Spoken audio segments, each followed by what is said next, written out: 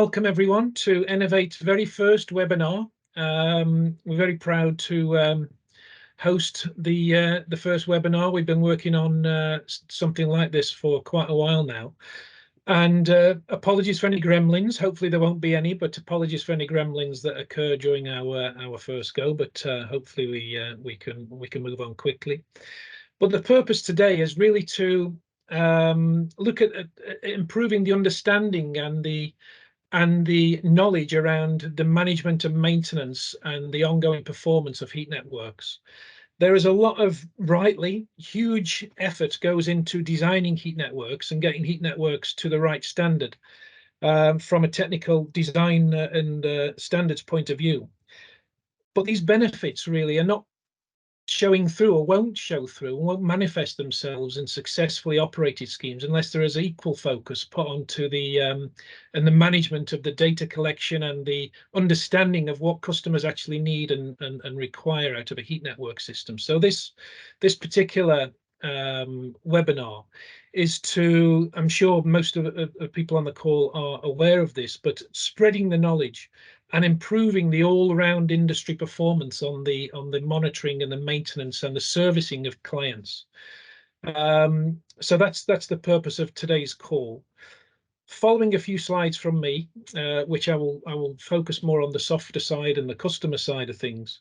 We're going to hear from Pete Nissen, who some of you may know. He's now Ener-Vate's head of what we call our EAMS service, which is the ESCO asset management service, and he'll talk about things such as data collection and ensuring design is focusing on the monitoring and performance of networks. So after a few slides from Pete, we'll then move into regulation. We're very pleased to have Caroline Bragg of the ADE, who I'm sure is well known to everybody on the call. She will talk about the regulation that's coming and the impact that could and should have on standards, both from a maintenance and an installation point of view, but also things such as the availability of funding and how we can improve things through funding exercises. So Caroline will do a really good 10-15 minutes on that. And essentially, as I said right at the beginning, it is a webinar that's going to focus on the softer side, the management side of things, and ensuring that people understand that. Whilst design is important, absolutely very important, it's a 3-year process potentially from start to finish to ensure that things are designed and installed and created in the right way. But remember, what you are actually installing is a service, and that service could last 25, 30, 40 years. And if those 25, 30, 40 years aren't carried out in the right way, then the time spent on design in the first place will be wasted and not seen. So that's the focus of today. We think we're going to get through in 3/4 of an hour. Hopefully we will. If there are any questions, pop them in the Q&A option that you have on screen there. And if we get time at the end, we'll certainly try and answer some of those questions for you. If not, then we will follow up with the email responses to every question should there be any that need an answer. So without further ado, I'll move on to my first slide. And the first thing I want to do is say we've got a great industry. There are reasons to be cheerful. There is huge opportunities for the heat network industry, as many will know. And we need to ensure that we put things right now, because in hopefully 5 or 10 years' time, this industry will be a lot bigger. And the opportunities that we can see in front of us is the regulation that will come to the fore in the next couple of years. I know we've been saying a couple of years for 10 years now, but hopefully Caroline will confirm that regulation is certainly on its way in the next 18 months, 2 years or so. The zoning policies, of course, everybody knows about, and the creation of huge networks in city centres that will create a lot of opportunities for the industry. There's also very much an increasing decarbonisation requirement and understanding by customers. Certainly customers we speak to are completely different in attitude to those that we spoke to 5, 6, 7 years ago. So their understanding of their need to do something decarbonisation wise is very much to the fore, not only of their practical thinking, but of their corporate thinking as well. It's very much an opportunity for heat networks to really take a lead here. the industry does have very good technical design provision. There are lots of designers out there who really know their industry and their craft, and we're not lacking in that to a certain degree. So there's good technical design. There is the need, of course, to replace existing gas boiler-led schemes that, again, 5-10 years ago was on the back burner, to pardon the pun, to customers. But they realise now that they really do need to do something and decarbonise those existing schemes. And there's an increasing opportunity for heat networks to be recognised as a great option for owners and residents. So rather than looking at heat pumps individually, heat networks should and will and could become an industry that we're all very proud of, even more so into the future. So there's real, reasons to be cheerful for this industry. The heat network development, though, will only succeed if we have an industry that's very comfortable within itself and knows what it needs to do, both from a design and installation point of view, as I said at the beginning there, but also through to the management and operation.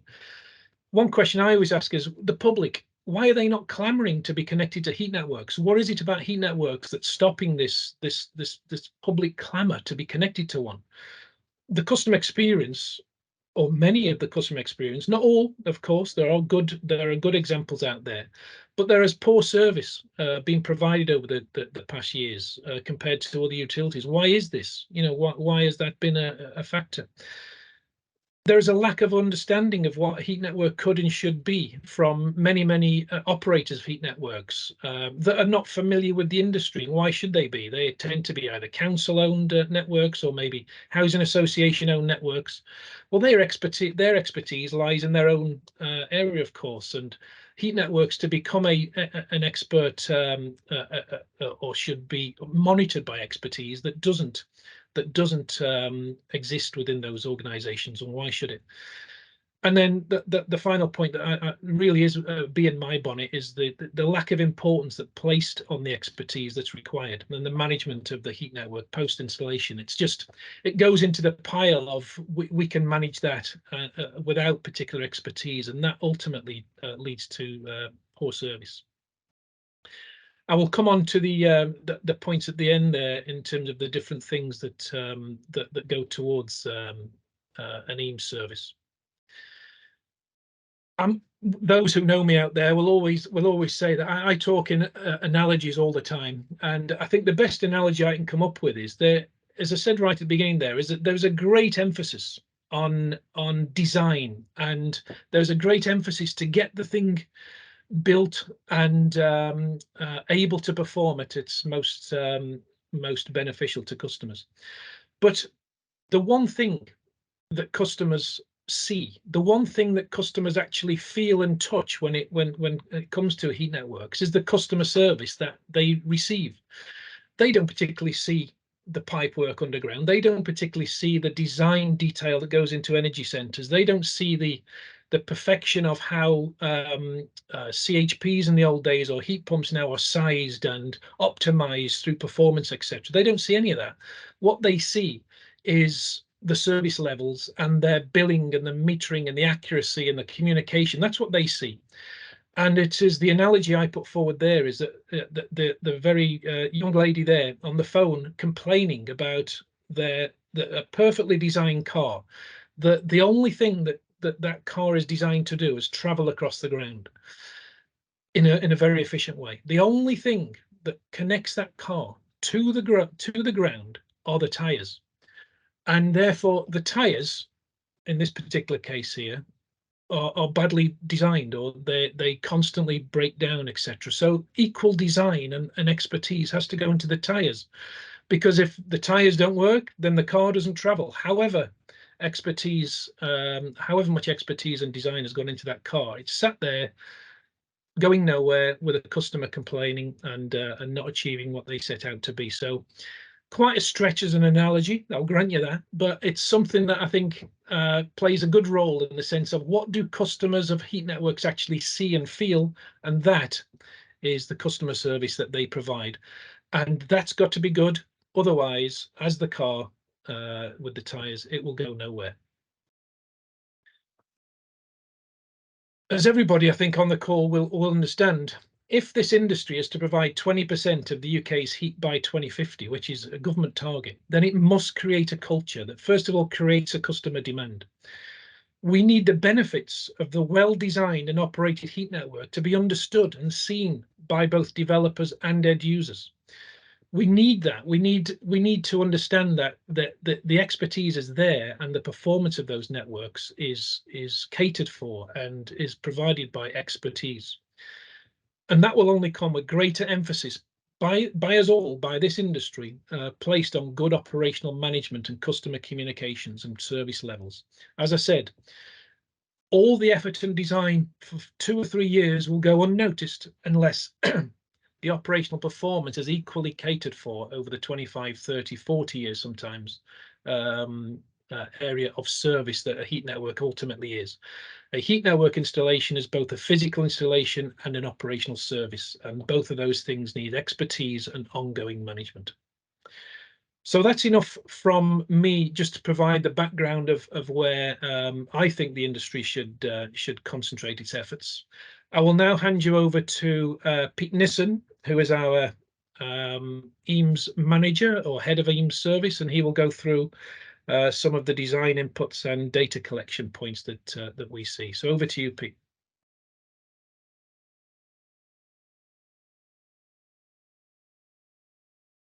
Thanks, Steve. Hoping everyone can hear me. Having just launched my presentation, I seem to have lost everything else. But anyway, so yeah, morning everyone. Hi, I'm Pete Nissen. As Steve said, I'm head of ESCO Asset Management Services here at Ener-Vate. And today, in support of the topic, how we can achieve reliable and consistent performance of heat networks, I would like to concentrate a little on some of the elements of design and data collection. The data collection we think is really important if we're going to know and understand how our networks operate over time. So before I sort of start on that, I felt it was important that we define what we felt was makes a successful heat network. And for us, it's reliable, efficient, and financially sustainable. I think it's very important, that last element, understanding the finances of your network and your heat delivery service. I think you'll find, well, you will find that the financial elements crops up a number of times as I talk this morning. It needs to deliver a fair heat price to customers. It needs to be well conceived, planned, designed, and delivered. And as Steve said earlier, there's a number of very good designers out there of networks, but it really is critical that we get that concept of the network right and delivered. It needs to be adaptable, particularly I think the energy source. The network itself, it's a series of buried pipes. You can only do so much with those, but understanding adaptability at either end of that network is really quite important, and particularly for around the energy source. We're seeing significant changes in technology and options available to us, decarbonisation options. So we need to build in, if we can, flexibility through the design process to give us options in the future. Obviously, our systems need to be well maintained. Again, Steve's analogy with the tyres on the car, you've got to get that sort of thing absolutely right. And they need to be well monitored and analysed. Data is crucial to understanding performance. And I think data is, for me, the key to success in 90% of the success for heat networks. And ultimately, we need to proactively and responsibly operate our networks. There's no point in understanding them and analysing data if we don't do something about that. So I'm going to cover heat networks, data collection, using data, and then proactive ownership. So in terms of, again, financial, I think you need to take time to get your finances right. Really plan for understanding where your financial position is, and that needs to be accurate, and it needs to be over the long term. District heating requires a significant early investment, and it can take years to pay back.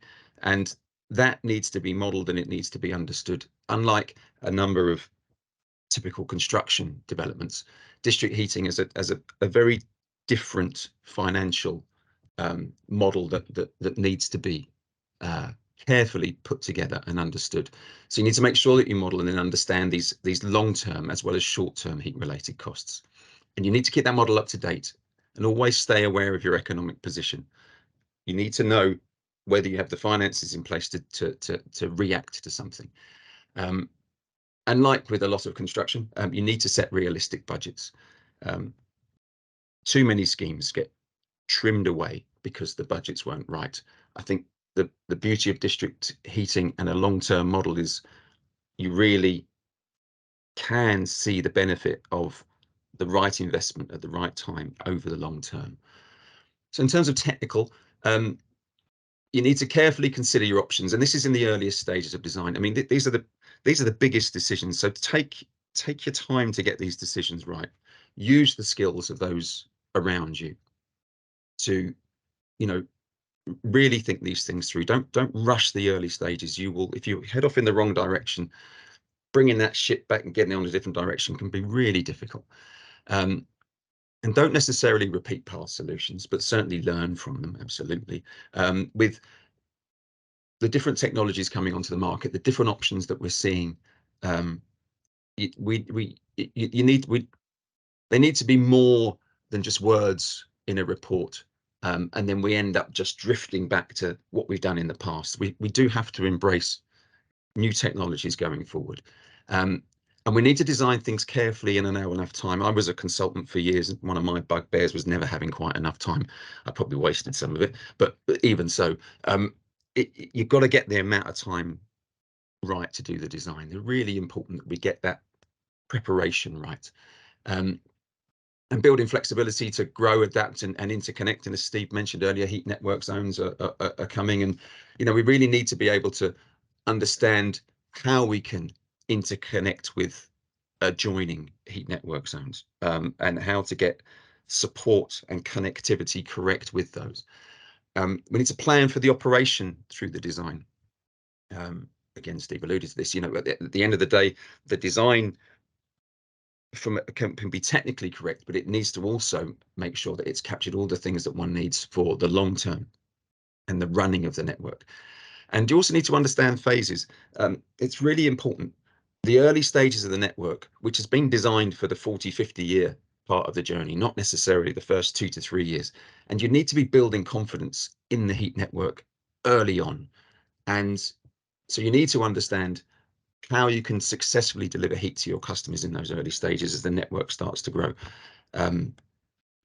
We've seen too many cases where everything's a bit over designed for those early stages and it just doesn't quite work. So now just thinking in terms of data collection, you need to think about what you need to know. When you're there running the network, trying to optimize it, trying to stay on top of it, what do you need to know? And you need to sort of map out what that looks like. And CP1's got a wonderful phrase in it. If you can measure it, you can manage it. When you stop and sort of break that little phrase down, it really is a useful thing to have in the back of your mind in terms of what is possible. So you need to research your options and take your time to find the right systems for you. There's lots of analytical systems out there that apply algorithms that give you the information that you need to run a network. It's about finding the right one that works for you. There's a few on the market, and some are manufacturer-led. But again, important decisions. And you need to think about what I refer to as the mechanics of data usage.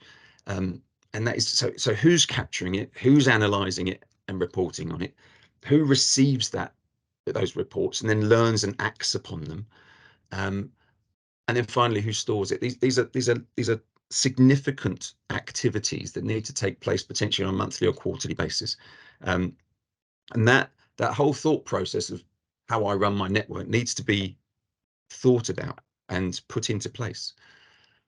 And then on existing systems, so a number of you out there today will be thinking in terms of, well, how does this apply to my existing network? And in many ways, the process is much the same in terms of visualizing what you want, how you want to run your network. What information do you need to make it run the way you want it to run, and for you to learn from it? So what you should what you could do is review what you have and assess whether what you already have can deliver against that plan. You might be surprised. There might already be quite a lot of information available to you. You may well need to apply upgrades and improvements in order to get you to the automated analytical position.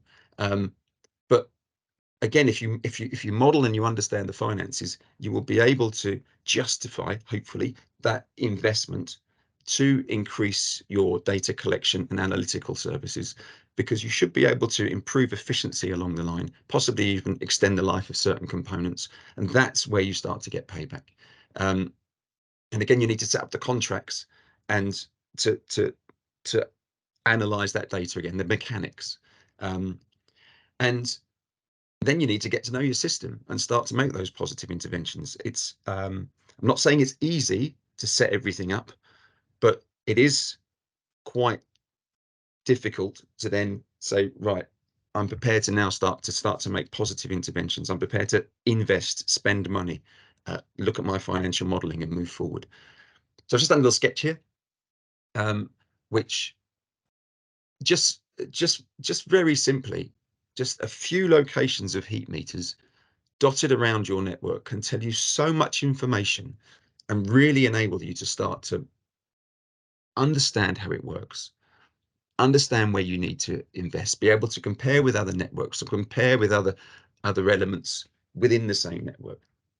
And it's so powerful, the data, but you've just got to have a few key meters in the right places to really start to learn from that.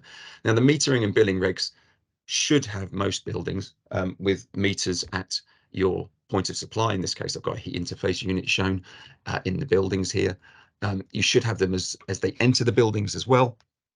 And then not necessarily always in place, but certainly one thing that we would advocate is so you have a meters, so you're metering the energy into your energy center and out of your energy center. So just by having a few strategic locations, you can ascertain the efficiency and effectiveness of your heating plant, and you can zone in on that, and you can decide whether that is performing as it needs to. Then when you look at the difference between the heat leaving your energy center and arriving at your buildings, that will tell you how your buried network is performing. Again, harder to influence that over time, but understanding it and knowing it, you can possibly play with temperatures. You can really, again, begin to see where you can make some operational improvements. And then it's understanding heat losses within the buildings between the point of entry and the point of delivery to your customers. So understanding heat loss within the buildings, again, easier to get in and into the buildings, typically, to be able to make positive interventions there. But again, it's about building a map, building an understanding, knowing where to target, where you can make improvements through the life of your heat network. So in terms of using the data, you must always stay focused on what you need and why. You don't want to get too bogged down in data collection for the sake of data collection. There's a lot of data out there. You need to get only what you need and use it wisely, and be prepared to be influenced by external requirements. Caroline's going to talk later about some of the policy and regulatory requirements of that are coming online, and there will be a requirement to be sharing a lot of the data and making it public. But what I'm hoping is that won't be extra. That will be exactly what you need to know anyway in terms of understanding your network, all useful stuff. And you need to analyze your data in a consistent and informative manner, and present that in graphical and tabular forms that build over time. You're not necessarily going to know much with your first set of data. Some of it you might do, yes, but a lot of it is building that picture over time, being able to analyze 1 year to the next year, being able to see efficiency drift over time, and then being able to make, as I say, positive interventions into the systems to try and get your performance back up again. That's one of the beauties of analyzing data, the right kind of data over the long time. And then again, just make sure it is delivering what it is you need to know. So ultimately, this all builds your knowledge of your network, understanding it, getting close to it, getting under the skin of it. So the data, as we said, must always remain meaningful, and then you can use that data to do a number of things. Initially you can use it to sort of resolve post-completion defects. There are some really good tools out there utilizing just standard forms of data capturing to see whether the system is performing as it should be, almost like commissioning checks. You can learn about your system and identify trends. You can make targeted interventions to try and improve performance, and then you can analyze those. And I think also another thing for me is understanding the data can provide confidence in system operations. As Steve was again saying earlier, that why isn't there this clamour to sign up to heat networks? I think there's probably a general feel that maybe they're unreliable, and actually I think data can demonstrate the reliability. And again, if you do have an unreliable system, the data, you can use that data to focus in on it. And you can assess, as I said, the long-term performance of the network. If there's drift, you can try and bring it back into line. And you can provide both internal and external metrics. As I say, with any luck, they would align because they're exactly what you need to know. So don't become desensitized to the data as well. Make sure it continues to stimulate a response. I'm not saying this should be your most anticipated report of the month, but it could be, where there's certain triggers that you're looking for, certain responses to interventions that you've made, and that's really what we're focusing on here, trying to get data right up there in level of importance when it comes to running a network. So finally, just in terms of proactive network ownership, because that's what all this is for. We're all doing this because we want to be more responsible. So care, high quality plan maintenance, knowing that you're in safe hands, getting that team right that looks after your equipment day in, day out, and certainly reacts well and effectively and efficiently when there are problems. It's really important, and not only that, it helps you sleep at night. Learn meaningful data collection analysis. Well, probably spoken enough about that. Improve, so use those analytics to make improvements, and then plan out the future of your network, and then act upon that plan. Be bold with your decisions based on that, again, that financial awareness and foundation that you've built through your financial modeling. Be prepared to accumulate funds, and then obviously invest those wisely, and replace when necessary. Sometimes you can only do so much in terms of energy efficiency or improvements. If the equipment at the end is relatively old, you need to be accumulating funds so you can replace those.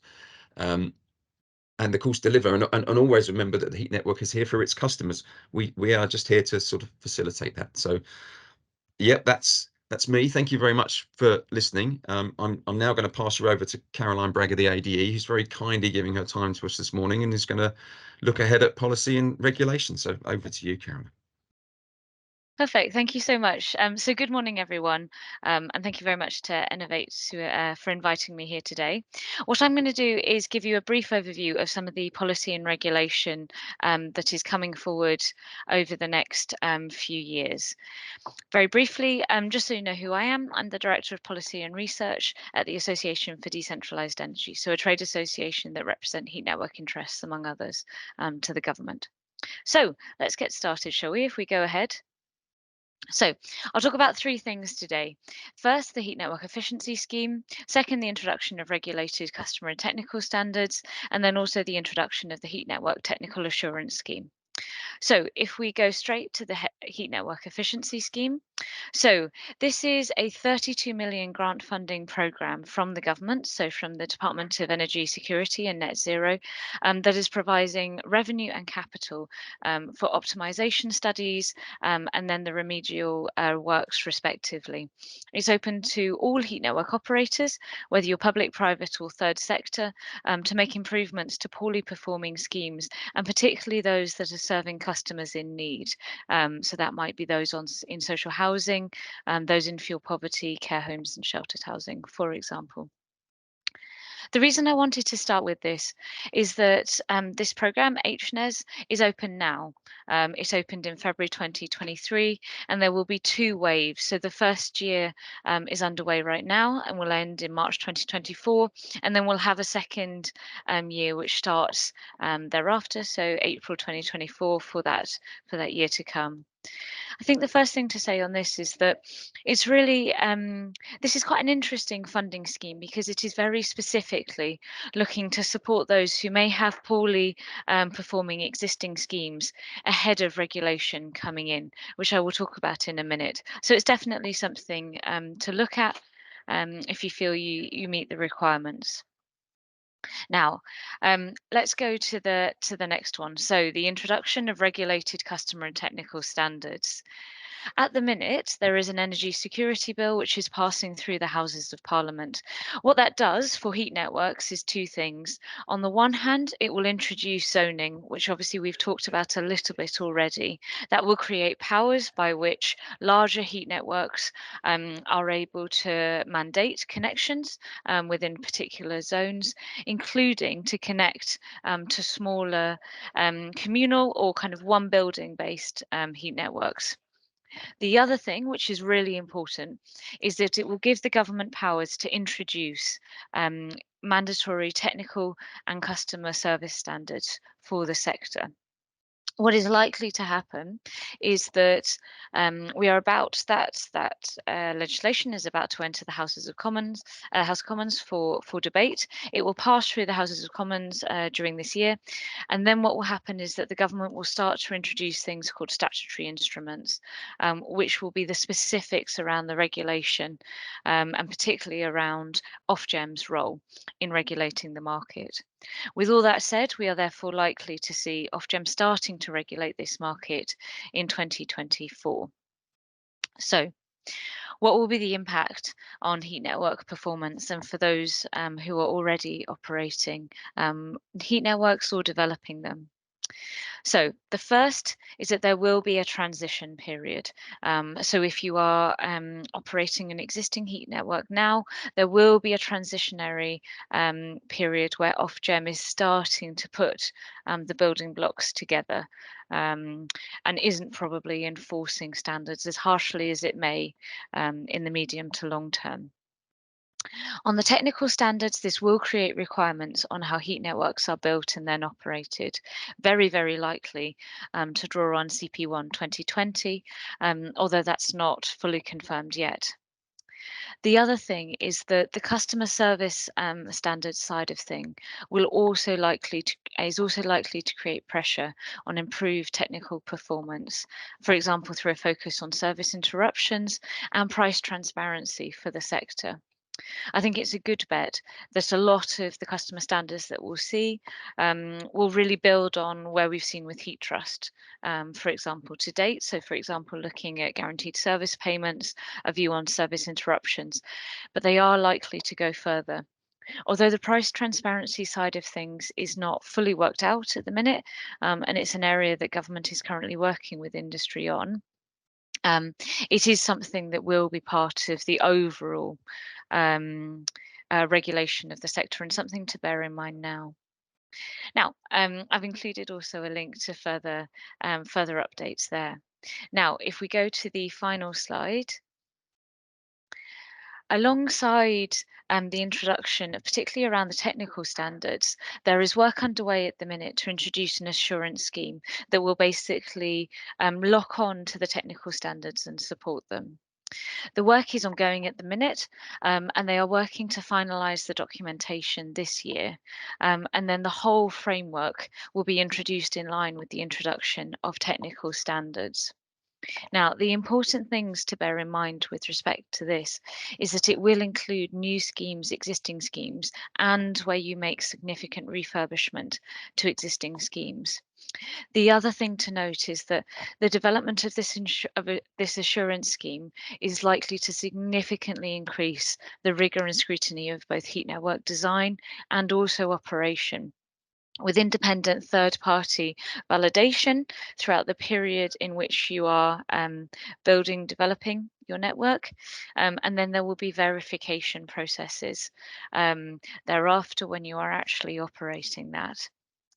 The people who are developing this are particularly Fairheat and GemServe, who are doing it for DESNZ, so the Department for Energy Security and Net Zero.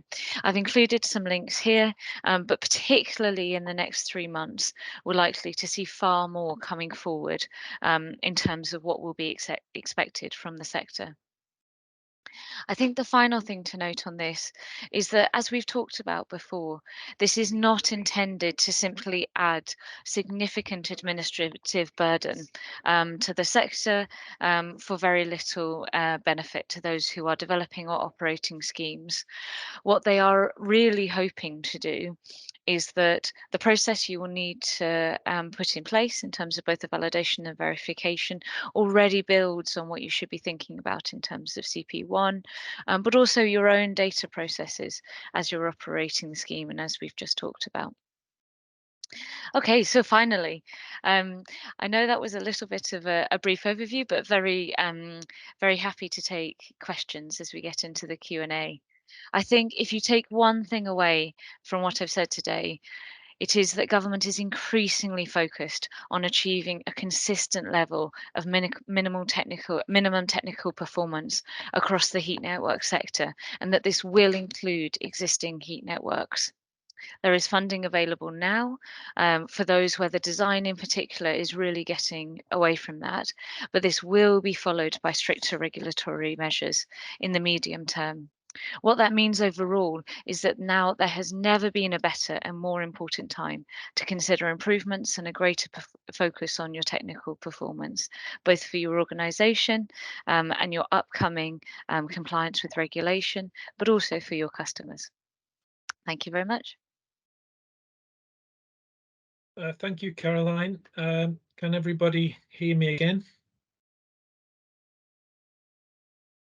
Not if you can hear me. I think that was a song somewhere. There was a song somewhere. There's a lyric and a line somewhere. I can't remember which one it is now. But that was really interesting, Caroline. That last couple of slides there, and the comment that you made right at the very end of your presentation there about the increasing focus on existing networks and the standards that they need to achieve and need to maintain more than achieve. It needs to be achieved and then maintained. And you said significant improvements to networks. I think that is the point at which existing networks owned by things such people such as housing associations and council operated schemes that are dotted around and up and down the UK. That expertise is probably the thing that's lacking within those organizations. And in first of all, understanding what those regulations are going to say, interpreting those, and then understanding where and how and if they need and can get funding for that. That is a real sort of focus for the industry, and ensuring that that information is fed to those people, and those people can therefore pick up and develop the heat networks in the way that they should be. And it is the industry, I'm talking to the industry here on this call, that it is our role to ensure that that message is taken out to the suppliers. Do you have any, from the AD point of view, do you have any plans in order to do that, apart from speaking to us as the industry? Is there any notification, or is there any communication going to housing associations or councils that can inform them of this opportunity? Interesting. I mean, so for our part, I guess I would say firstly, particularly over the crisis, and I think going forward, we are increasingly trying to work with the different groups that, as you say, representing the social housing sector, as well as particularly the smaller side where we might have, for example, kind of, for example, leasehold arrangements, operating heat networks. I know that BEIS as well is very, very keen to try to widen the understanding of this, because I think what we feel at the minute is that while zoning and the regulation of the heat network sector is in primary legislation at the minute, government could be being a little bit more forthright, I think, in terms of what this might mean actually for the sector, and boosting its communications there.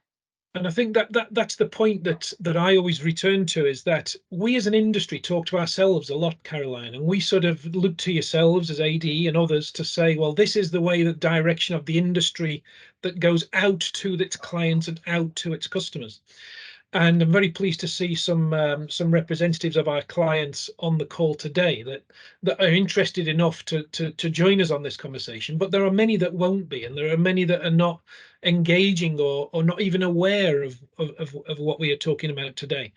So I think there needs to be, and there should be, a communication at client and operator level that are not particularly industry connected, if that makes sense. So we as Ener-Vate can obviously do that to a certain extent, but there's far more than a relatively small company such as we can deal with. So I'd be very interested in developing some kind of communication strategy to make sure that people actually are aware of what they need to do.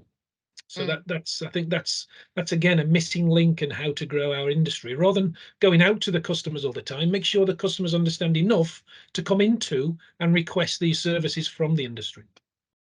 Yeah, agree. Yeah, so very much thank you, Caroline, on that. To sum up then, we've literally timed that very well, the three of us, so congratulations to us three on timing, first of all. But I hope the people who've attended today have just taken away a little bit about the importance and the growing importance, or what will become the necessity to adapt and make sure that the service levels that are provided through good design, good performance, good technical operation are then carried out through management, control, reporting, data collection, as Pete said, and providing services to customers. At the end of the day, we've all got customers who are paying bills, that those bills are developed in a way that is efficient and reliable and consistent and knowledgeable. And we have to give equal focus to that going forward, unless we're going to miss some opportunities out there as a heat network industry.